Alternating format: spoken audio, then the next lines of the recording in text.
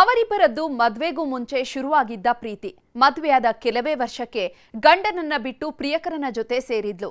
ಆದ್ರೀಗ ಅದೇ ಆಂಟಿ ಹೆಣವಾಗಿದ್ದು ಪ್ರಿಯಕರನು ಕುಣಿಕೆ ಏರಿದ್ದಾನೆ. ಇದರ ಬೆನ್ನಲ್ಲೇ ರಾಜಕೀಯ ದಂಗಲ್ ಸಹ ಶುರುವಾಗಿದೆ.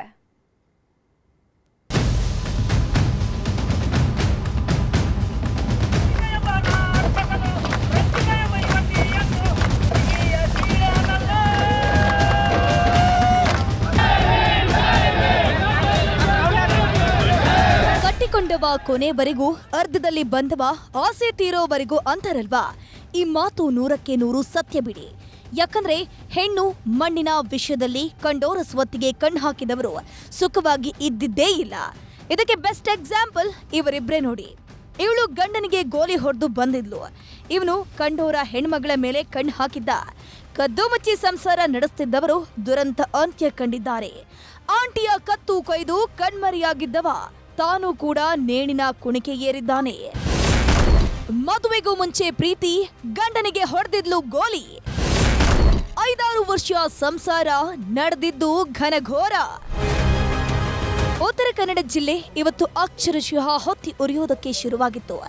ನಿನ್ನೆ ಸಂಜೆ ಉರುಳಿದ್ದ ಒಂದೇ ಒಂದು ಹೆಣ ಯಲ್ಲಾಪುರ ಬಂದ್ಗೆ ಕಾರಣವಾಗಿತ್ತು. ಇನ್ನೇನು ದೊಡ್ಡ ಸ್ವರೂಪ ಪಡೆಯುತ್ತೆ ಅನ್ನೋ ಹೊತ್ತಲ್ಲೇ ದುರಂತ ಅಂತ್ಯ ಕಂಡಿದೆ. ಇಬ್ಬರ ಹೆಣ ಉರುಳುತ್ತಿದ್ದಂತೆ ಅಕ್ರಮ ಸಂಬಂಧಕ್ಕೆ ಸಾವಿನ ತೆರೆ ಬಿದ್ದಿದೆ.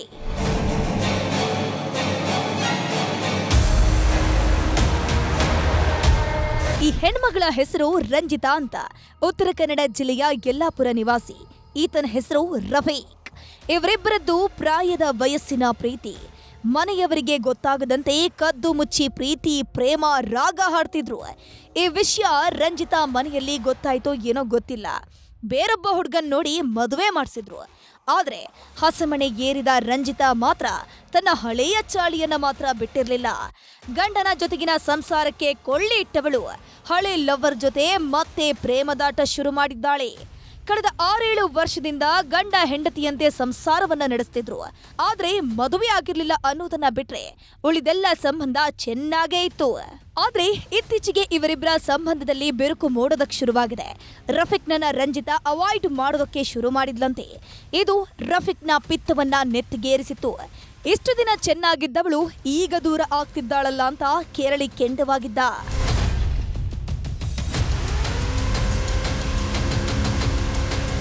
ನಿನ್ನೆ ಸಂಜೆ ರಂಜಿತಾ ಮನೆಗೆ ರಫೀಕ್ ಬರ್ತಾ ಇದ್ದಂತೆ ಮತ್ತೆ ಗಲಾಟೆ ಶುರುವಾಗಿದೆ.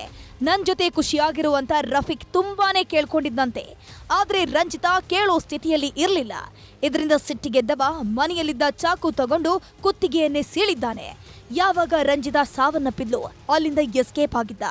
ರಂಜಿತಾರವರನ್ನು ರಫೀಕ್ ಅನ್ನೋರು ಅವ್ರಿಗೆ ಗಾಯ ಹರಿತವಾದ ಆಯುಧದಿಂದ ಅವ್ರ ಮನೆ ಹತ್ರ ಅವರು ಕೆಲಸ ಮುಗಿಸ್ಕೊಂಡು ಶಾಲೆಯಿಂದ ವಾಪಸ್ ಬರೋ ದಾರಿಯಲ್ಲಿ ಅವರು ಒಂದು ಹರಿತವಾದ ಆಯುಧದಿಂದ ಅವ್ರಿಗೆ ಕುತ್ತಿಗೆಗೆ ಗಾಯಪಡಿಸಿ ಹೊಡೋಗಿರ್ತಾರೆ. ರಂಜಿತಾ ಸಾವನ್ನಪ್ಪಿದ್ದಂತೆ ಹಿಂದೂ ಸಂಘಟನೆಗಳು ಸಿಡಿದೆದ್ದಿದ್ವು. ಇದೊಂದು ಲವ್ ಜಿಹಾದ್ ಪ್ರಕರಣ ಅಂತ ಇವತ್ತು ಯಲ್ಲಾಪುರ ಬಂದ್ಗೆ ಕರೆ ನೀಡಿದ್ವು. ಇದರ ಬೆನ್ನಲ್ಲೇ ರಂಜಿತಾ ಪ್ರಿಯಕರ ರಫೀಕ್ ಕೂಡ ಸಾವಿನ ಹೊಸ್ತಿಲು ತುಳಿದಿದ್ದಾನೆ. ಕಾಜಿಲ್ವಾಡ ಅರಣ್ಯ ಪ್ರದೇಶದಲ್ಲಿ ನೇಣು ಬಿಗಿದುಕೊಂಡು ಆತ್ಮಹತ್ಯೆ ಮಾಡಿಕೊಂಡಿದ್ದಾನೆ. ಈ ಎಲ್ಲ ಬೆಳವಣಿಗೆಗಳ ಮಧ್ಯೆ ಬಿಜೆಪಿ ಮತ್ತು ಹಿಂದೂ ಪರ ಸಂಘಟನೆಗಳು ಪ್ರತಿಭಟನೆ ಮಾಡಿದ್ವು. ಈ ಬಗ್ಗೆ ಪ್ರತಿಕ್ರಿಯೆ ನೀಡಿದ ಶಾಸಕ ಶಿವರಾಮ್ ಹೆಬ್ಬಾರ್ ಬಿಜೆಪಿಯವರದ್ದು ಹೆಣದ ಮೇಲಿನ ರಾಜಕೀಯ ಅಂತ ಕಿಡಿಕಾರಿದ್ರು. ಹೆಣದ ಮೇಲೆ ರಾಜಕಾರಣ ಮಾಡತಕ್ಕಂಥದ್ದು ಬಿಜೆಪಿ ಹೊಸದೇನಲ್ಲ. ಇದು ನಿರಂತರ ಪ್ರಕ್ರಿಯೆ. ಸಮಾಜದ ಆಗುಗಳ ಬಗ್ಗೆ ಚಿಂತೆ ಮಾಡೋದಕ್ಕಿಂತ ಇಂಥ ಘಟನೆಯನ್ನು ವೈಭವೀಕರಣ ಮಾಡ್ತಕ್ಕಂಥದ್ದು ನಡೆಸ್ಕೊಂಡು ಬಂದಂಥ ರೀತಿ. ಈ ಘಟನೆ ಹಿನ್ನೆಲೆಯಲ್ಲಿ ಯಾರೂ ಕೂಡ ಇವನನ್ನ ಕೊಲ್ಲಬೇಕು, ಇವನ್ನ ಕೊಂದೇನೋ ಮಾಡಬೇಕು ಅಂತಕ್ಕಂಥ ಹಿನ್ನೆಲೆ ಯಾವ ಬೆಳೆಯೋದಕ್ಕೆ ಸಾಧ್ಯ ಇಲ್ಲ. ಎಲ್ಲರೂ ಸಮಾಜದಲ್ಲಿ ಇದನ್ನ ಖಂಡಿಸಲೇಬೇಕು, ಖಂಡಿಸ್ತೇವೆ. ಒಟ್ನಲ್ಲಿ ದೊಡ್ಡ ವಿವಾದ ಹೊಗೆ ಎಬ್ಬಿಸಿದ ಪ್ರಕರಣ ಇಬ್ಬರ ಹೆಣ ಬೀಳೋ ಮೂಲಕ ಅಂತ್ಯವಾಗಿದೆ. ಅಕ್ರಮ ಸಂಬಂಧದಲ್ಲಿ ಬೆಸೆದುಕೊಂಡ ಬಂದ ಸಾವಿನಲ್ಲಿ ಅಂತ್ಯವಾಗಿದೆ. ದರ್ಶನ್ ನಾಯ್ಕ್, ನ್ಯೂಸ್ 18 ಕಾರವಾರ. ಕೊತ್ತಲವಾಡಿ ಸಿನಿಮಾ ನಂತರ ಮತ್ತೆ ರಾಕಿಂಗ್ ಸ್ಟಾರ್ ಯಶ್ ತಾಯಿ ಸದ್ದು ಮಾಡ್ತಿದ್ದಾರೆ. ಆಸ್ತಿ ವಿಷಯಕ್ಕೆ ಶುರುವಾಗಿರುವಂತಹ ಕದನ ಬೆಳ್ಳಂಬೆಳಿಗ್ಗೆಯೇ ಜೆಸಿಬಿ ನುಗ್ಗಿಸುವಂತೆ ಮಾಡಿದೆ.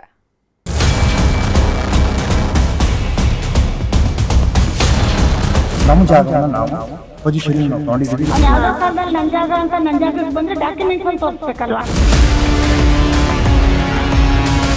ನ್ಯಾಯಾಲಯದಿಂದ ಜಯ ಸಿಕ್ಕಿದೆ. ಅವ್ನು ಯಾವಾಗ್ಲೂ ಅವ್ನ್ ಇದೇ ಕೆಲಸ, ಇಲ್ಲಿ ದಂಧೆ ಮಾಡೋದು. ಯಶ್ ತಾಯಿ ಸುತ್ತ ಸುತ್ತಕೊಂಡಿದೆ ಮತ್ತೊಂದು ವಿವಾದ. ಅಕ್ರಮವಾಗಿ ಕಾಂಪೌಂಡ್ ಆರೋಪ, ಬೆಳ್ಳಂಬೆಳಗ್ಗೆ ನೆಲಸಮ. ನಟ ಯಶ್ ತಾಯಿ ಸುತ್ತ ಮತ್ತೊಂದು ವಿವಾದ ಸುತ್ತಕೊಂಡಿದೆ. ಕೊತ್ತಲವಾಡಿಯ ಸದ್ದು ತಣ್ಣಗಾಗಿರೋ ಹೊತ್ತಲ್ಲೇ ಕಾಂಪೌಂಡ್ ಕಾಳಗ ಜೋರಾಗಿದೆ. ಹಾಸನದಲ್ಲಿರೋ ಪುಷ್ಪ ಅವರ ಮನೆಯ ಪಕ್ಕದ ಜಾಗಕ್ಕೆ ಯಶ್ ತಾಯಿ ಕಾಂಪೌಂಡ್ ಹಾಕಿಸಿದ್ರು. ಈ ಜಾಗ ನಮ್ಮದು ಅಂತ ಕಾಂಪೌಂಡ್ ನಿರ್ಮಿಸಿಕೊಂಡಿದ್ರು. ಆದ್ರೆ ದೇವರಾಜ್ ಅನ್ನೋರು ಈ ಜಾಗ ನಮ್ಮದು ಅಂತ ಬೆಳ್ಳಂಬೆಳಗ್ಗೆಯೇ ಜೆಸಿಬಿ ನುಗ್ಗಿಸಿದ್ದಾರೆ.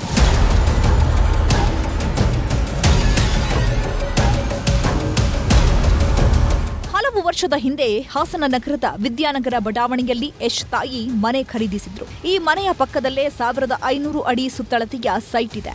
ಈ ಜಾಗ ನಮ್ಮದು ಅಂತ ಕಾಂಪೌಂಡ್ ಹಾಕಿಸಿದ್ದಾರೆ. ಆದ್ರೆ ಕೋರ್ಟ್ ಆದೇಶದ ಪ್ರತಿ ಹಿಡ್ಕೊಂಡು ಬಂದಿರೋ ದೇವರಾಜ್, ಈ ಜಾಗ ನಮಗೆ ಸೇರಿತ್ತು, ನಮ್ಮ ಜಾಗವನ್ನ ಒತ್ತುವರಿ ಮಾಡಿಕೊಂಡು ಅಕ್ರಮವಾಗಿ ಕಾಂಪೌಂಡ್ ನಿರ್ಮಿಸಿದ್ದಾರೆ ಅಂತ ಜೆಸಿಬಿ ಮೂಲಕ ತೆರವು ಮಾಡಿಸಿದ್ದಾರೆ. ನಮ್ಮ ಎಲ್ಲ ದಾಖಲಾತಿಗಳನ್ನು ನಾನೆಲ್ಲ ತೋರಿಸಿದೆ. ನಮ್ಗೆ ಹೆಂಗೆ ಬಂತು ಪ್ರಾಪರ್ಟಿ, ಯಾವ ಥರ ಏನು ಪ್ರತಿಯೊಂದು ನೋಡಿ ಅಂತ ಅಂದ್ಬಿಟ್ಟು ನಾನು ವಿಷಯನ ಅವರಿಗೆ ಮುಟ್ಟಿಸಿದೆ. ಅವ್ರು ಯಾವುದೇ ದಾಖಲಾತಿಯನ್ನು ನನಗೆ ತೋರಿಸಲಿಲ್ಲ ಅವರು, ಮತ್ತು ಬರಲಿಲ್ಲ ಅವರು. ನಾವು ಎಷ್ಟು ದಿವಸ ಅಂತ ನೋಡೋದು, ನಮ್ಮ ಜಾಗವನ್ನು ನಾವು ಪೊಸಿಷನಿಗೆ ನಾವು ತೊಗೊಂಡಿದ್ದೀವಿ. ನ್ಯಾಯಾಲಯದಲ್ಲಿ ಕೊಟ್ಟಿರ್ತಕ್ಕಂಥ ಏನು ತೀರ್ಪಿನ ಆದೇಶ ಇದೆ ಆ ಬೋರ್ಡನ್ನು ಕೂಡ ನಾನು ನಮ್ಮ ಪ್ರಾಪರ್ಟಿ ನಮಗೆ ಇವತ್ತು ನ್ಯಾಯಾಲಯದಿಂದ ಜಯ ಸಿಕ್ಕಿದೆ. ನಮ್ಮ ಭಾರತ ಸಂವಿಧಾನದಲ್ಲಿ ನ್ಯಾಯಾಲಯಕ್ಕೆ ಒಂದು ಉತ್ತಮವಾದ ಬೆಲೆ ಇದೆ. ಅದಂಥ ನ್ಯಾಯಾಲಯವನ್ನು ನಾನು ತುಂಬ ಗೌರವಿಸ್ತೀನಿ. ನಮ್ಮ ಜಾಗನ ನಾವು ತೆರವುಗೊಳಿಸ್ಕೊಂಡು ಮಾಡ್ತೀವಿ. ದೂರುದಾರ ದೇವರಾಜ್ ಅಂಡ್ ಟೀಮ್ ಜೆಸಿಬಿ ತಂದು ಅಬ್ಬರಿಸುತ್ತಿದ್ದಂತೆ ಯಶ್ ತಾಯಿ ಪರ ವಕೀಲರು ಸ್ಪಷ್ಟನೆ ನೀಡಿದ್ದಾರೆ. ಪುಷ್ಪಾರ ಬಳಿ ಎಲ್ಲ ದಾಖಲೆಗಳಿವೆ. ದೂರುದಾರರು ಸುಳ್ಳು ದಾಖಲೆ ಸೃಷ್ಟಿಸಿ ಅಕ್ರಮವಾಗಿ ಕಾಂಪೌಂಡ್ ಒಡೆದು ಹಾಕಿದ್ದಾರೆ. ಅವರು ಕೇಸ್ ಹಾಕಿರೋ ಆಸ್ತಿಯೇ ಬೇರೆ, ಈಗ ತೆರವು ಮಾಡಿರೋ ಆಸ್ತಿಯೇ ಬೇರೆ. ದುರುದ್ದೇಶದಿಂದಲೇ ಈ ರೀತಿ ಮಾಡಿದ್ದಾರೆ ಅಂತ ಆರೋಪ ಮಾಡಿದ್ದಾರೆ. ಆ ಸ್ಥಳವನ್ನು ಅವರು ಕಾನೂನು ರೀತಿಯಲ್ಲೇ ಕಾನೂನುಬದ್ಧವಾಗಿ ಅದನ್ನು ಅವರು ನೋಂದಾಯಿತ ಕ್ರಯಪತ್ರದ ಮೂಲಕ ಪರ್ಚೇಸ್ ಮಾಡಿ 2020ರಿಂದ ಅಲ್ಲಿ ಕಾಂಪೌಂಡ್ ಹಾಕಿ ಅವರೇ ಶಾಂತಿಯುತ ಸ್ವಾಧೀನ ಮಾಡ್ಬೋದಲ್ಲಿ ಇದ್ದಾರೆ. ಹೀಗಿರುವಾಗ ಯಾವುದೇ ನಿರ್ದಿಷ್ಟವಾದ ನ್ಯಾಯಾಲಯದ ಆದೇಶ ಇಲ್ಲದೇ ಇದ್ರೂ ಕೂಡ ಕಾನೂನು ಬಾಹಿರವಾಗಿ ಅಕ್ರಮವಾಗಿ ಅವರು ಆ ಜೆಸಿಬಿಯನ್ನು ಬಳಸಿ ಇವತ್ತು ಏಕಾಏಕಿ ಯಾವುದನ್ನ ಪುಷ್ಪಾರವರಿಗಾಗಲಿ ಅಥವಾ ಯಾರ ಗಮನಕ್ಕೂ ತರದೇನೆ ಜೆಸಿಬಿಯನ್ನು ಬಳಸಿ ಎಲ್ಲವನ್ನ ಧ್ವಂಸಗೊಳಿಸಿ ಎಲ್ಲ ತೆರವುಗೊಳಿಸೋ ಪ್ರಯತ್ನ ಮಾಡಿದ್ದಾರೆ. ಈಗ ಆ ನಿಟ್ಟಿನಲ್ಲಿ ಕಾನೂನು ರೀತಿಯಲ್ಲಿ ಏನು ಕ್ರಮ ಕೈಗೊಳ್ಳಬೇಕು ಅದನ್ನು ಮುಂದೆ ಖಂಡಿತವಾಗಿ ನಾವು ಕ್ರಮ ಕೈಗೊಳ್ಳಬೇಕು. ನಮ್ಮ ಪಕ್ಕದ ಮನೆಯ ಜಾಗ ನಮ್ಮದೇ, ಸಿಡಿದೆದ್ದ ಪುಷ್ಪ. ಈ ಎಲ್ಲ ಬೆಳವಣಿಗೆಗಳ ಬಗ್ಗೆ ಯಶ್ ತಾಯಿ ಪುಷ್ಪ ನ್ಯೂಸ್ 18 ಜೊತೆ ಮಾತನಾಡಿದ್ದಾರೆ. ನಮ್ಮ ಪಕ್ಕದ ಮನೆಯ ಜಾಗ ನಮ್ಮದೇ. ಈ ಕುರಿತ ಎಲ್ಲ ದಾಖಲೆಗಳು ನಮ್ಮ ಬಳಿ ಇದೆ. ನಾನು ಕೋರ್ಟ್ ಮೆಟ್ಟಿಲೇರ್ತೇನೆ. ಯಾವುದೇ ಕಾರಣಕ್ಕೂ ನನ್ನ ಜಾಗ ಬಿಡಲ್ಲ ಎಂದಿದ್ದಾರೆ. ನ್ಯಾಯಾಲಯದಲ್ಲಿದೆ ಇದು. ನಾನೇ ಕೋರ್ಟಿಂದ ಕ್ಲಿಯರೆನ್ಸ್ ತಗೊಬಿಡೋಣ, ನಮ್ ತಪ್ಪ ಅವ್ರ ತಪ್ಪ ಅಂತ ಹೋದ್ರೆ ಅಲ್ಲಿಗೆ ಇವ್ರು ಏನು ಕೊಡಕ್ಕೆ ಇವನ ಹತ್ರ ಡಾಕ್ಯುಮೆಂಟ್ಸ್ ಇಲ್ಲ. ಮೊನ್ನೆ ನಮ್ ಲಾಯರ್ ಆಫೀಸಿಗೆ ಕರೆದು ಮಾತುಕತೆಗೆ ಹೋಗಿದ್ದಾನೆ. ಒಂದಷ್ಟು ಕೊಟ್ಬಿಡಿ, ನಮ್ಮ ಹತ್ರ ಅದಿದೆ ಇದಿದೆ, ನಾನು ಅದು ಮಾಡ್ತೀನಿ ಇದು ಮಾಡ್ತೀನಿ ಅಂತ ಬೆದರಿಕೆ ಹಾಕಿದ್ದಾನೆ ಲಾಯರ್ ಆಫೀಸಲ್ಲಿ. ಹುಡುಗರು ಕರೆದು ಈಚೆ ಕಡೆ ಎಲ್ಲ ಎದುರಿಸಿ ಆಮೇಲೆ ಒಳಗಡೆ ಹೋಗಿದ್ದಾನೆ. ಯಾರ್ಯಾರು ದೊಡ್ಡ ದೊಡ್ಡ ವ್ಯಕ್ತಿಗಳಿವರೆ ಎದುರಿಸಿ ದುಡ್ಡು ಕೀಳೋ ಕೆಲಸ ಮಾಡೋದು. ಸದ್ಯ ದೂರುದಾರ ದೇವರಾಜು ಹೇಳ್ತಾ ಇರೋ ಮೂಲ ಮಾಲೀಕರ ಹೆಸರೇ ಬೇರೆ ಇದೆ. ಈ ಕಡೆ ಪುಷ್ಪಾಪರ ವಕೀಲರು ಹೇಳ್ತಿರೋ ಮೂಲ ಮಾಲೀಕರ ಹೆಸರು ಬೇರೆ ಇದೆ. ಹೀಗಾಗಿ ಇಬ್ಬರು ಕೂಡ ಒಂದಿಷ್ಟು ದಾಖಲೆ ಇಟ್ಕೊಂಡಿದ್ದಾರೆ. ಆದ್ರೆ ಈ ಇಬ್ಬರಲ್ಲಿ ಯಾರ ದಾಖಲೆಗಳು ಸರಿ ಅನ್ನೋದು ನ್ಯಾಯಾಲಯದಲ್ಲೇ ಗೊತ್ತಾಗಬೇಕು. ಕೃಷ್ಣ ಇಬ್ಬೀಡು, ನ್ಯೂಸ್ 18 ಹಾಸನ. ಮನೆಯೂಟದ ಕನಸು ಕಾಣ್ತಾ ಇದ್ದ ಪವಿತ್ರ ಗೌಡಗೆ ಆತಂಕ ಶುರುವಾಗಿದೆ. ಮೇಲ್ಮನವಿ ಸಲ್ಲಿಸೋದಕ್ಕೆ ಅಧಿಕಾರಿಗಳು ಪ್ಲಾನ್ ಮಾಡ್ತಾ ಇದ್ದಂತೆ ಮನೆಯೂಟ ಮರೀಚಿಕೆ ಆಗ್ತಾ ಇದೆ. ಇನ್ನೊಂದೆಡೆ ವಿಜಯಲಕ್ಷ್ಮಿಗೆ ಅಶ್ಲೀಲ ಕಮೆಂಟ್ ಮಾಡಿದಂತಹ ಮತ್ತಿಬ್ಬರು ಅಂಧರಾಗಿದ್ದಾರೆ.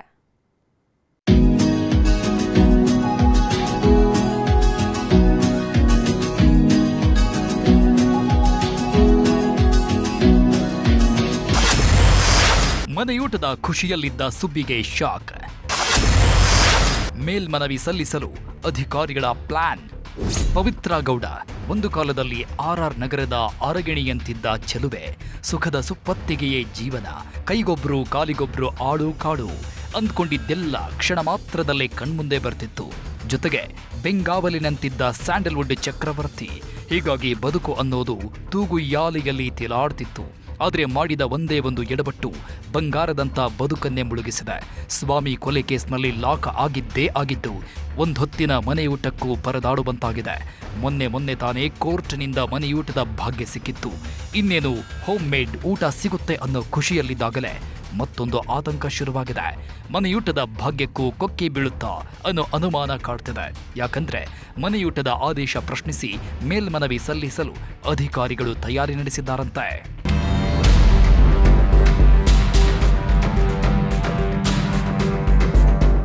ಮನೆಯೂಟ ಅನ್ನೋದು ಪವಿತ್ರ ಪಾಲಿಗೆ ಮರೀಚಿಕೆಯಾಗಿದೆ. ಜೈಲಲ್ಲಿ ಮುದ್ದೆ ಮುರಿದು ಮನೆಯೂಟದ ರುಚಿಯನ್ನೇ ಮರೆತಿದ್ದಾರೆ. ಹೀಗಾಗಿಯೇ ಮನೆಯೂಟ ನೀಡಬೇಕು ಅಂತ ಕೋರ್ಟ್ ಮುಂದೆ ಕಣ್ಣೀರಿಟ್ಟಿದ್ರು.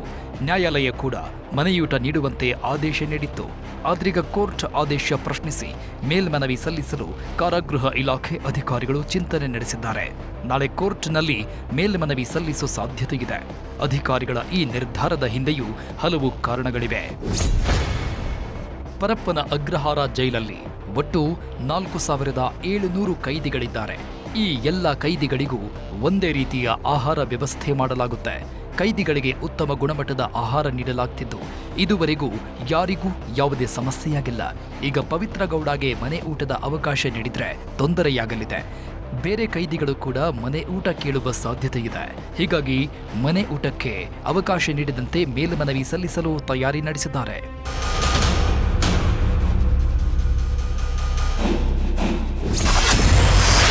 ದರ್ಶನ್ ಪತ್ನಿಗೆ ಅಶ್ಲೀಲ ಕಾಮೆಂಟ್ ಮಾಡಿದವರು ಲಾಕ್.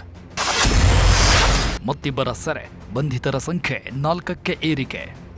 ದರ್ಶನ್ ಪತ್ನಿ ವಿಜಯಲಕ್ಷ್ಮಿಗೆ ಕಾಮೆಂಟ್ ಕೀಚಕರ ಕಾಟ ಶುರುವಾಗಿತ್ತು. ಸ್ಟಾರ್ ವಾರ್ ಶುರುವಾಗಿದ್ದ ಹೊತ್ತಲ್ಲೇ ವಿಜಯಲಕ್ಷ್ಮಿಯನ್ನ ಟಾರ್ಗೆಟ್ ಮಾಡಿ ಅಶ್ಲೀಲ ಕಾಮೆಂಟ್ ಹಾಗೂ ಪೋಸ್ಟ್ ಮಾಡೋದಕ್ಕೆ ಶುರು ಮಾಡಿದ್ರು. ಈ ಸಂಬಂಧ ತನಿಖೆ ನಡೆಸುತ್ತಿರೋ ಪೊಲೀಸರು ಮತ್ತಿಬ್ಬರು ಆರೋಪಿಗಳನ್ನು ಬಂಧಿಸಿದ್ದಾರೆ. ನಾಗರಾಜ್ ತಳವಾರ್ ಹಾಗೂ ಪ್ರಶಾಂತ್ ತಳವಾರ್ ಅನ್ನೋ ಆರೋಪಿಗಳನ್ನು ಲಾಕ್ ಮಾಡಿದ್ದಾರೆ. ಇವರೆಲ್ಲ ಯಾರೋ ಖಾಲಿ ಪೋಲಿ ತಿರುಗಾಡೋರಲ್ಲ. ನಾಗರಾಜ್ ತಳವಾರ್ ಹುಬ್ಬಳ್ಳಿಯಲ್ಲಿ ಪೆಟ್ರೋಲ್ ಬ್ಯಾಂಕ್ ಮ್ಯಾನೇಜರ್ ಆಗಿದ್ರೆ ಮತ್ತೊಬ್ಬ ಆರೋಪಿ ಪ್ರಶಾಂತ್ ತಳವಾರ್ ಧಾರವಾಡದಲ್ಲಿ ಆಡಿಟರ್ ಆಗಿ ಕೆಲಸ ಮಾಡ್ತಿದ್ದ. ಇವರಿಬ್ಬರನ್ನೂ ಕೂಡ ಪೊಲೀಸರು ಬೆಂಡೆತ್ತಿ ಬಿಸಿ ನೀರು ಕಾಯಿಸುತ್ತಿದ್ದಾರೆ.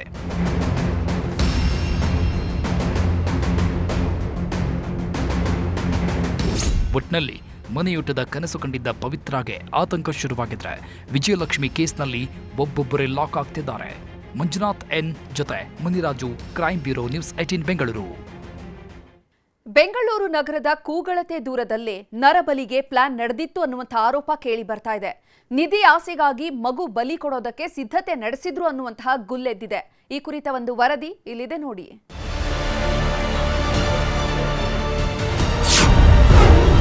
ಕಾನೂನು ಬಾಹಿರವಾಗಿ ಮಗು ದತ್ತು ಪಡೆದ್ರು. ಮನೆಯಲ್ಲಿ ನಿಧಿ ತೆಗೆಯಲು ನರಬಲಿಗೆ ಪ್ಲಾನ್. ಜನ ಮರಳು ಜಾತ್ರೆ ಮರಳು ಅನ್ನೋ ಮಾತಿನಂತೆ ಇಲ್ಲೊಂದು ಕುಟುಂಬ ಮಗುವನ್ನ ದತ್ತು ಪಡೆದಿತ್ತು. ಗಂಡು ಮಗು ಇಲ್ಲ ಅನ್ನೋ ಕಾರಣಕ್ಕೆ ಮಗು ದತ್ತು ಪಡೆದಿದ್ದೇವೆ ಅನ್ನೋದು ಕುಟುಂಬಸ್ಥರ ಮಾತು. ಆದರೆ ಮಗುವನ್ನ ಕಾನೂನು ಪ್ರಕಾರ ದತ್ತು ಸ್ವೀಕಾರ ಮಾಡಿಲ್ಲ ಅಂತಿದ್ದಾರೆ ಅಧಿಕಾರಿಗಳು. ಮನೆಯೊಳಗೆ ಒಂದು ಕಡೆ ಗುಂಡಿ ತೋಡಿದ್ದಾರೆ. ಪಕ್ಕದಲ್ಲಿ ಪೂಜಾ ಸಾಮಗ್ರಿಗಳನ್ನು ಇಟ್ಟಿದ್ದು ಅಧಿಕಾರಿಗಳಿಗೆ ಗೊತ್ತಾಗಿದೆ. ಕಳೆದ 8 ತಿಂಗಳಿನಿಂದ ಮಗುವನ್ನ ಸಾಕುತ್ತಿದ್ದ ಕುಟುಂಬಸ್ಥರೇ ಮಗುವನ್ನ ಬಲಿಕೊಟ್ಟು ನಿಧಿಯನ್ನ ಪಡೆಯುವ ಉದ್ದೇಶ ಹೊಂದಿದ್ದರು ಅನ್ನೋದು ಮೇಲ್ನೋಟಕ್ಕೆ ಸಾಬೀತಾಗಿದೆ. ಸ್ಥಳೀಯರು ಮಕ್ಕಳ ಸಹಾಯವಾಣಿಗೆ ಕೊಟ್ಟ ಮಾಹಿತಿ ಆಧರಿಸಿ ಮಗುವನ್ನ ರಕ್ಷಣೆ ಮಾಡಲಾಗಿದೆ.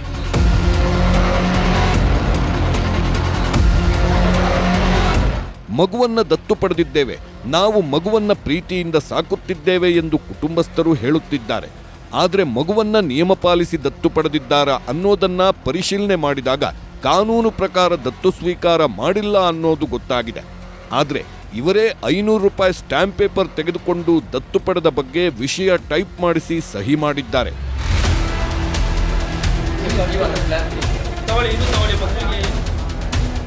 ಇಷ್ಟೆಲ್ಲ ನಡೆದಿರೋದು ಬೆಂಗಳೂರು ಗ್ರಾಮಾಂತರ ಜಿಲ್ಲೆ ಹೊಸಕೋಟೆ ತಾಲೂಕಿನ ಸೂಲಿಬೆಲೆಯಲ್ಲಿ. ಮಾಹಿತಿ ಸಿಗುತ್ತಿದ್ದ ಹಾಗೆ ಪೊಲೀಸರ ಜೊತೆಗೂಡಿ ಸ್ಥಳಕ್ಕೆ ಬಂದ ಮಕ್ಕಳ ಕಲ್ಯಾಣ ಇಲಾಖೆ ಅಧಿಕಾರಿಗಳು ಮಗುವನ್ನ ವಶಕ್ಕೆ ಪಡೆಯುವ ಕೆಲಸ ಮಾಡಿದ್ರು. ಈ ವೇಳೆ ಅಧಿಕಾರಿಗಳ ಜೊತೆಗೆ ಕುಟುಂಬಸ್ಥರು ವಾಗ್ವಾದ ಮಾಡಿದ್ದಾರೆ. ಸೂಲಿಬೆಲೆ ಜನತಾ ಕಾಲೋನಿಯಲ್ಲಿ ನಡೆದಿದ್ದ ತಯಾರಿ ನೋಡಿ ಮಗುವನ್ನ ರಕ್ಷಣೆ ಮಾಡಲಾಗಿದೆ. ಅಲ್ಲಿ ಮಗುನ ರೆಸ್ಕ್ಯೂ ಮಾಡಬೇಕಾಗುತ್ತೆ. ರೆಸ್ಕ್ಯೂ ಮಾಡಿರ್ತೀವಿ. ಅಲ್ಲಿ ಒಂದು ಗುಡಿ ತೋಡಿರ್ತಾರೆ. ಆ ಗುಡಿ ತೋಡಿದ್ರ ಕಡೆ ಒಂದು ಪೂಜೆ ಸಾಮಗ್ರಿಗಳು ಒಂದು ಸ್ವಲ್ಪ ಎಲ್ಲ ಅನುಮಾನಾಸ್ಪದವಾಗಿ ಕಾಣಿಸಿರ್ತವೆ. ಸೊ ತೊಗೊಂಡು ಬಂದು ನಾವು ಪೊಲೀಸರ ಸಹಾಯದಿಂದ ರೆಸ್ಕ್ಯೂ ಮಾಡಿ ತಂದಿದ್ದೀವಿ. ನಮ್ಮ ಸುಪರ್ದಿಯಲ್ಲಿ ಇಟ್ಕೊಂಡಿದ್ದೀವಿ. ಸೊ ಸೋಮವಾರ ಒಂದು ಕಮಿಟಿ ನಡೆಯುತ್ತೆ, CWC ಅಂತ. ಸೊ ಅದ್ರ ಮುಂದೆ ಪ್ರೊಡ್ಯೂಸ್ ಮಾಡ್ತೀವಿ. ಅಲ್ಲಿ ಅವ್ರು ಏನು ಬಂದು ಮಾಹಿತಿ ಕೊಡ್ತಾರೋ ಅದ್ರ ಮೇಲೆ ನೋಡಿ ಮತ್ತು ಕಂಪ್ಲೇಂಟ್ ಮಾಡ್ತಕ್ಕಂಥದ್ದು ಆಚೆ ತಗೊಳ್ಳಿದ್ರೆ ಮುಂದಿನ ಕ್ರಮ ಕೈಗೊಳ್ತೀವಿ. ಕೋಲಾರ ಮೂಲದ ದಂಪತಿಯಿಂದ ಹಣ ಕೊಟ್ಟು ಕಾನೂನು ಬಾಹಿರವಾಗಿ ದತ್ತು ಪಡೆದಿದ್ದಾರೆ. ಇದೀಗ 8 ತಿಂಗಳ ಮಗುವನ್ನ ಸಾಕಿದ್ದವರು ಮನೆಯಲ್ಲಿ ಹುತ್ತ ಬೆಳೆದಿತ್ತು, ಅದನ್ನ ತೆಗೆದುಹಾಕಲು ಪೂಜೆ ಮಾಡಿದ್ದೆವು ಎಂದಿದ್ದಾರೆ. ಮನೆಯಲ್ಲಿ ಗಂಡು ಮಗು ಇಲ್ಲದ ಕಾರಣ ನಮ್ಮ ತಂದೆಯವರ ಸ್ನೇಹಿತರ ಮಗುವನ್ನ ದತ್ತು ತೆಗೆದುಕೊಂಡಿದ್ದೇವೆ. 8 ತಿಂಗಳಿನಿಂದ ಮಗುವನ್ನ ಸಾಕಿದ್ದೇವೆ. ಮಗುವಿನ ಮೇಲೆ ನಮ್ಮ ಮನೆಯವರು ಪ್ರಾಣವನ್ನೇ ಇಟ್ಕೊಂಡಿದ್ದಾರೆ ಎಂದು ಆಕ್ರೋಶ ಹೊರಹಾಕಿದ್ದಾರೆ. ಮಕ್ಕಳ ಆಯೋಗದ ಶಶಿಧರ್ ಕೋಸುಂಬೆ ಭೇಟಿ ನೀಡಿ ಪರಿಶೀಲನೆ ನಡೆಸಿದ್ದಾರೆ. ಅಕ್ರಮವಾಗಿ ಮಗು ತೆಗೆದುಕೊಂಡಿದ್ದು ಅಪರಾಧ, ಅದರ ಜೊತೆಗೆ ಬಲಿ ಕೊಡಲು ಹೋಗಿದ್ದು ಅಕ್ಷಮ್ಯ ಎಂದಿದ್ದಾರೆ. ನಿಧಿ ಇದೆ ಅಂತ ಹೇಳಿದ್ರಲ್ಲ, ಮನೆ ಬಿಟ್ಕೊಡ್ತೀನಿ ನಾನು, ತಗೊಳ್ಳಿ ಅವರೇ ನಿಧಿ, ನಮ್ಗೆ ಬೇಡ, ನಮಗ್ ಮಗು ಕೊಡಿ. ಅವ್ರಿಗೆ ಗಂಡು ಮಗು ಇಲ್ಲ ಅಂತ ಹೇಳ್ಬಿಟ್ಟು ನಾವು ಗಂಡು ಮಗು ತಂದಿದ್ದು. ನಾವು ನಿಧಿ ಅದಕ್ಕೆಲ್ಲ ಆಸೆ ಪಡಲ್ಲ ಸರ್. ದೇವ್ರು ಕೊಟ್ಟಂಗೆ ಡೈಲಿ 35-40 ಸಾವಿರ ದುಡಿತೀರಿ ನಾವು. 1 ರಿಂದ 5 ಕಾರ್ ಇದೆ ಮನೆ ಹತ್ರ, ದುಡಿತೀರಿ ನಾವು. ದೇವ್ರು ಕೈಕಾಲು ಗಟ್ಟಿ ಕೊಟ್ಟಿದ್ದಾನೆ, ನಮ್ಗೆ ಅದರ ಅವಶ್ಯಕತೆ ಇಲ್ಲ, ಸರಿನಾ? ಈ ಪ್ರಕರಣವನ್ನ ಮಕ್ಕಳ ಆಯೋಗ ಗಂಭೀರವಾಗಿ ತೆಗೆದುಕೊಂಡಿದೆ. ಮಗು ಮಾರಿದವರ ಬಗ್ಗೆ ಮಾಹಿತಿ ತೆಗೆದುಕೊಳ್ಳುತ್ತೇವೆ.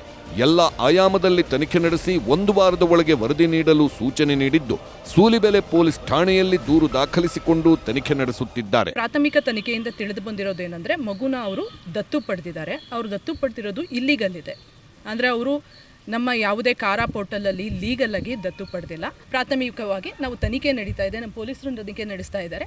ನಮಗೆ ತನಿಖೆ ನಂತರ ನಾವು ಕ್ರಮ ಕೈಗೊಳ್ತೀವಿ. ನಿಧಿ ಆಸೆಗಾಗಿ ನರಬಲಿ ಕೊಡಲು ತಯಾರಿ ನಡೆದಿತ್ತಾ ಅಥವಾ ಹುತ್ತ ಅಗೆಯಲು ಹೋಗಿ ಬೇರೆಯವರ ಷಡ್ಯಂತ್ರಕ್ಕೆ ಕುಟುಂಬ ಸಿಲುಕಿತ ಅನ್ನೋ ಪ್ರಶ್ನೆಯೂ ಕಾಡುತ್ತಿದೆ.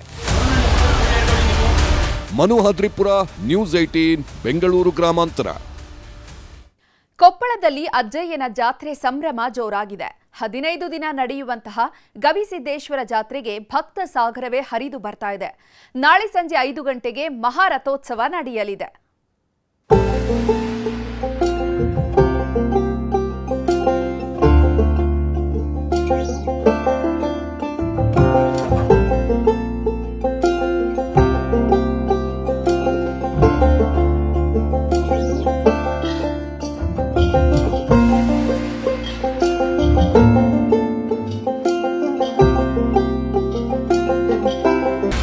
ಕೊಪ್ಪಳದಲ್ಲಿ ಶುರುವಾಯಿತು ಗವಿಸಿದ್ದೇಶ್ವರ ಸಂಭ್ರಮ.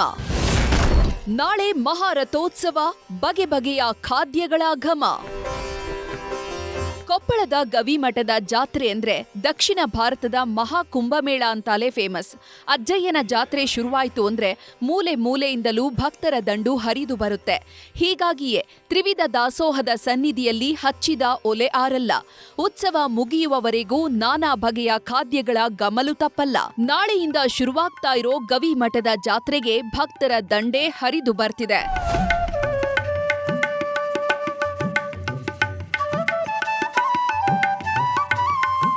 ನಾಳೆಯಿಂದ ಮಹಾರಥೋತ್ಸವ ಶುರುವಾಗಲಿದ್ದು, ಕೊಪ್ಪಳ ಜಿಲ್ಲೆಯವರೇ ಆದ ಮೇಘಾಲಯದ ರಾಜ್ಯಪಾಲ ಸಿಎಚ್ ವಿಜಯಶಂಕರ್ ಚಾಲನೆಯನ್ನ ನೀಡಲಿದ್ದಾರೆ. ಈ ವೇಳೆ ಸರಿಸುಮಾರು 5 ಲಕ್ಷಕ್ಕೂ ಹೆಚ್ಚು ಭಕ್ತರು ಸೇರುವ ನಿರೀಕ್ಷೆ ಇದೆ.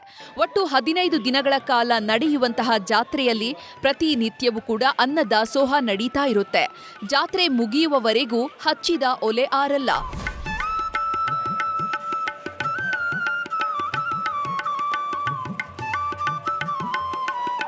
ಅಜ್ಜಯ್ಯನ ಜಾತ್ರೆಯಲ್ಲಿ ಹಸಿದ ಹೊಟ್ಟೆಯಲ್ಲಿ ಯಾರೂ ಹೋಗಲ್ಲ. ಇಲ್ಲಿನ ಮಹಾದಾಸೋಹವೇ ಜಾತ್ರೆಯ ವಿಶೇಷ. ದಾಸೋಹಕ್ಕಾಗಿ ನಾಡಿನಾದ್ಯಂತ ಭಕ್ತರು ದವಸ ಧಾನ್ಯ ತಂದು ನೀಡ್ತಿದ್ದಾರೆ. ಸಿಂಧನೂರಿನ ಗೆಳೆಯರ ಬಳಗದವರು 10 ಲಕ್ಷ ಮೈಸೂರು ಪಾಕ್ ಕೊಟ್ಟಿದ್ದಾರೆ. ಕೊಪ್ಪಳ ಗೆಳೆಯರ ಬಳಗದವರು 5 ಲಕ್ಷಕ್ಕೂ ಅಧಿಕ ಮಿರ್ಚಿ ರೆಡಿ ಮಾಡಲಿದ್ದು, ವಿವಿಧ ಊರುಗಳಿಂದ 25 ಟನ್ ಮಾದಲಿ ಬಂದಿದೆ. ಇನ್ನು 2 ಲಕ್ಷ ರವೆ ಉಂಡೆ, 800 ಕ್ವಿಂಟಾಲ್ ಅಕ್ಕಿ ಬಂದಿದ್ದು, ಯಾದಗಿರಿ ಜಿಲ್ಲೆಯ ವಡಗೇರ ತಾಲೂಕಿನ ಐಕೂರು ಗ್ರಾಮಸ್ಥರು 11,000 ಜೋಳದ ರೊಟ್ಟಿಯನ್ನ ಅರ್ಪಿಸಿದ್ದಾರೆ. ನಾವ್ 2 ವರ್ಷ ಆತ್ರಿ ಸೇವೆ ಮಾಡಾಕ, ಇವತ್ತಿ 3 ದಿನ ಆತ್ರಿ ಬಂದು. ಕೊಪ್ಪಳ ಜಾತ್ರೆ ಎಲ್ಲಕ್ಕಿನ್ನ ಬಲರಿ, ಎಲ್ಲ ನೋಡ್ಕೊಂಡು ನಮ್ಮ ಮನೆಗೆ ಹೋಗ್ಬಿಡ್ತೀವಿ. ಜಾತ್ರೆ ಎಲ್ಲಿ ಆಗಲ್ರಿ, ಇಷ್ಟು ದೇವಸ್ಥಾನ ನೋಡಿದ್ರೆ ಎಲ್ಲಿ ಆಗಲ್ಲ. ಅಜ್ಜಯ್ಯನ ಜಾತ್ರೆಯಲ್ಲಿ ಭಕ್ತರೇ ಸ್ವಯಂ ಪ್ರೇರಿತ ಸೇವಕರಾಗ್ತಾರೆ. ನಾಳೆ ಸಂಜೆ 5 ಗಂಟೆಗೆ ರಥೋತ್ಸವ ನಡೆಯಲಿದ್ದು, ಭಕ್ತ ಹಿತಚಿಂತನಾ ಗೋಷ್ಠಿ, ಸಂಗೀತ, ಸಾಂಸ್ಕೃತಿಕ ಕಾರ್ಯಕ್ರಮಗಳು ನಡೆಯಲಿವೆ. ಹೀಗಾಗಿ ಪೊಲೀಸರು ಕೂಡ ಹದ್ದಿನ ಕಣ್ಣಿಟ್ಟಿದ್ದಾರೆ. ಪ್ರಿಪರೇಷನ್ ಕೂಡ ಆಲ್ರೆಡಿ ಮಾಡ್ಕೊಂಡಿದ್ದೀವಿ. ಎಲ್ಲ ಜಿಲ್ಲಾ ಮಟ್ಟದ ಅಧಿಕಾರಿಗಳೊಂದಿಗೆ ನಾವು ಮೀಟಿಂಗ್ ಕೂಡ ಮಾಡಿದ್ದೀವಿ. ಸ್ಪೆಷಲಿ ನಮಗೆ DHO, ಫೈರ್ ಸರ್ವಿಸಸ್, ಬೆಸ್ಕಾಮ್ ಇವ್ರ ಕಡೆಯಿಂದ ನಾವು ಜಾಸ್ತಿ ಕೆಲಸ ಇರುತ್ತೆ, ಅವ್ರಿಗೆಲ್ಲ ಗೈಡ್ಲೈನ್ಸ್ ಕೂಡ ಕೊಟ್ಟಿದ್ದೀವಿ. ಅದು ಅಲ್ಲದೆ ನಮ್ಮ ಇಲಾಖೆಯಿಂದ ಸುಮಾರು 1500 ಮೆನ್ನು, ನಾನು ನಮ್ಮ ರೇಂಜ್ IG ಅವರು ಕೂಡ ಬರ್ತಾರೆ. ನಾಳೆ ದಿವಸ ಗವಿಸಿದ್ದೇಶ್ವರ ರಥೋತ್ಸವ, ಸುಮಾರು 10 ಲಕ್ಷಕ್ಕೂ ಹೆಚ್ಚು ಜನ ಸೇರ್ತರ ನಿರೀಕ್ಷೆ ಇದೆ. ಅದ್ರ ಜೊತೆಯಲ್ಲಿ ಮಹಾದಾಸೋಹದಲ್ಲಿ ಎಲ್ಲ ಭಕ್ತರು ಕೂಡ ಎಲ್ಲ ಪದಾರ್ಥಗಳನ್ನು ಮಾಡ್ಕೊಂಬಂದ್ಕೊಟ್ಟು, ರೊಟ್ಟಿ ಮಾದ್ಲಿ ಎಲ್ಲವನ್ನು ಕೂಡ ಅಚ್ಚುಕಟ್ಟಾಗಿ ಮಾಡ್ಕೊಂಬಂದ್ಕೊಟ್ಟು ಮಹಾದಾಸೋಹದಲ್ಲಿ ಬಂದಂಥ ಭಕ್ತರಿಗೆ ಬಡಿಸ್ತಕ್ಕಂಥದ್ದು ಇಡೀ ದೇಶದಲ್ಲೇ ಇದೊಂದು ವಿಶೇಷ ಒಂದು ಮಾದರಿ. ನಾಳೆಯಿಂದ ಗವಿಸಿದ್ದೇಶ್ವರ ಜಾತ್ರೆಯ ವೈಭವ ಶುರುವಾಗಲಿದ್ದು 15 ದಿನಗಳ ಕಾಲ ಭಕ್ತರ ಕಾರುಬಾರು ನಡೆಯಲಿದೆ. ಶರಣಪ್ಪ ಬಾಚಲಪುರ, ನ್ಯೂಸ್ 18 ಕೊಪ್ಪಳ.